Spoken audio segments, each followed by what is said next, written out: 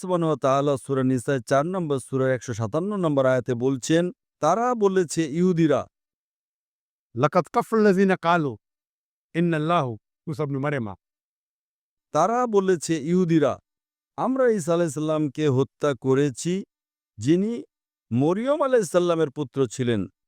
আর কোরআনে লেখা আছে, وما قتلوه وما صلبوه না তাকে হত্যা করা হয়েছে আর না শুলিতে চড়ানো হয়েছে। ولكن شبه لهم এটা শুধুই তাদের ভ্রান্তি বা সন্দেহ। যদি কেউ এই বিষয়ে মতভেদ করে তবে সে সম্পূর্ণ ভুল। তো কোরআনের পরিষ্কার আয়াত হলো وما قتلوه وما صلبوه যে ঈসা আলাইহিস সালামকে না হত্যা করা হয়েছে আর না তিনি শুলিত চুড়ে মারা গেছেন। صلبوه একটা হলো crucifixion or a crucifixion CRUCIFIXION মানে ক্রুসিফিকশন, শুলিতে চড়া এবং